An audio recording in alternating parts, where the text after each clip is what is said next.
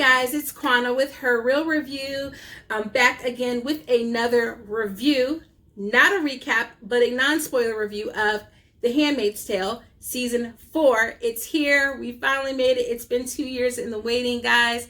And so I'm so super excited to bring you this. I'm going to do my best to not give any major spoilers to the series.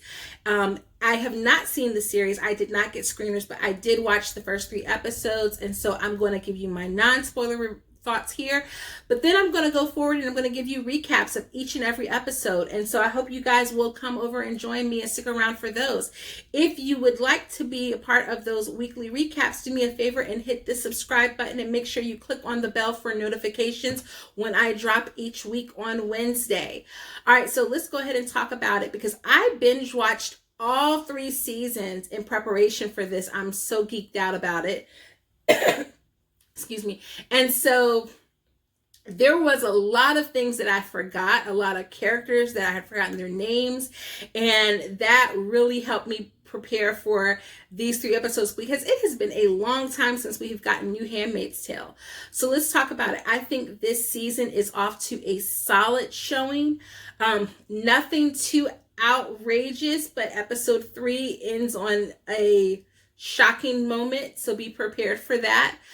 Season 1, episode 1, entitled Pigs, starts off exactly where we left off, with the handmaids carrying June out of the forest, hopefully to safety after she was shot, following them helping those 86 children and Martha's escape to Canada. And so we pick right where we left off, and the first episode takes place within those first few moments of that shot to 19 days later. And so it's not a lot of time passed. There's not a significant time jump. And I know that they filmed some of this pretty soon before COVID, and then things kind of got stalled and shut down, and then they had to shoot afterward. So they did a really good job of using that time wisely and deciding to give us a new look of Gilead and a new view of the world. We get caught up on most of our favorite characters, Luke, Moira, and Emily, who are in Canada. We see how Rita is adjusting. Guys, you remember the days when we hated Rita, and now Rita is one of our homegirls, and so we get to see how she's doing over in Canada, as well as checking in on some of the children. Remember that those children, with the exception of like the older children like Rebecca, who was able to remember her actual father in Canada, some of those children, Gilead is the only life that they've known. This has been 6 years or so, 5 years or so in the making. And so they don't remember life before Gilead. They've really been indoctrinated into that's the way of the world, and they have to really come out of that. And that's going to be an adjustment. Also, you have characters like Rita, who for a long time was really sipping on that Gilead sauce and really was buying into all of that.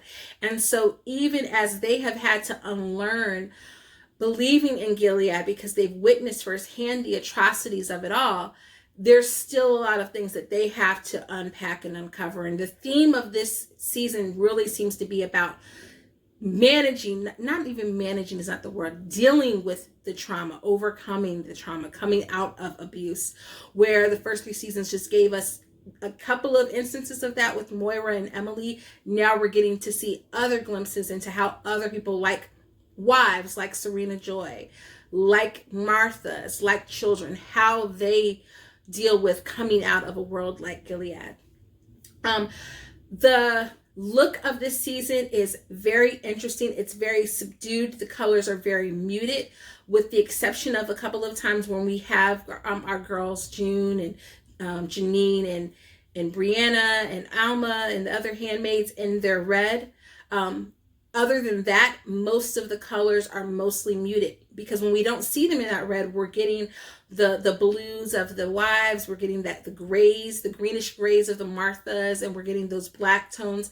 Everything is so monochromatic, but what makes it even more noticeable and heavier is there are more muted colors in the Canada scenes as well. So they're in very light colored pastel, not even pastels. It's like light peaches and light colors. And so I noticed those color schemes have changed significantly, and it made everything feel heavier and darker, which I think is smart for the beginning part of this season, because it sets us up for an arc where hopefully we'll come out of that a little bit towards the end, especially in those Canadian scenes. I am okay with June right now. Yes, has June made some bad choices in the past? Absolutely. Are things muddled for her? Absolutely. But June is still someone who is a fighter, fighting through the trauma that she's gone with.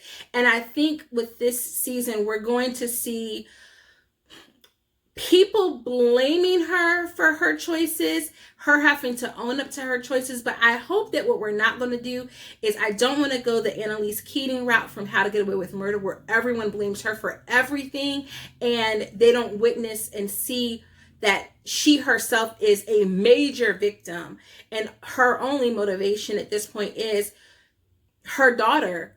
But along the way, she's also helping to save other people. She's not being so selfish as she's not thinking about others.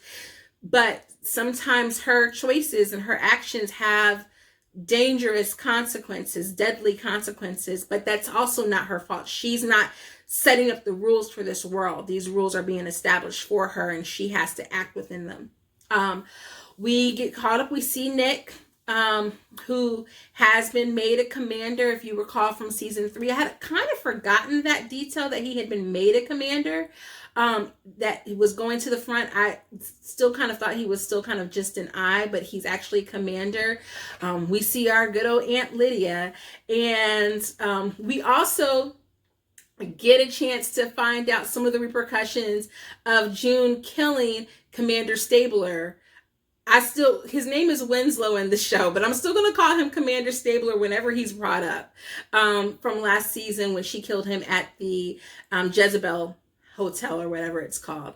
So I think this season is off to a good start. I definitely think that if you have an opportunity, if you haven't gotten caught up with the previous seasons yet, it is within your best interest to watch some of those other episodes, because you probably have forgotten some things that happened, and this is building on a lot of those things. At least watching the last 3 episodes of season 3 will put you in a good position to be able to fully invest in these first 3 episodes. But yeah, I plan to do weekly recaps. I'm going to go ahead and recap episodes 1, 2, and 3 from this season. And this is only I will do another non-spoiler review probably right before the series finale, my goodness, the season finale of the show, so that you guys can get my non-spoiled thoughts and opinions. But other than that, I hope you're ready for a wild ride this season as we recap The Handmaid's Tale. But do me a favor, guys. I am trying my best to get to 500 subscribers. My husband got me this beautiful trophy for making it to 100. Isn't it cute? And so I'm trying my best to get to 500 subscribers. So I hope you will join me for the ride. Do me a favor, hit that subscriber link and that bell notification so you can get all of my weekly recaps. And I will see you soon. Until then, have a blessed day. Bye.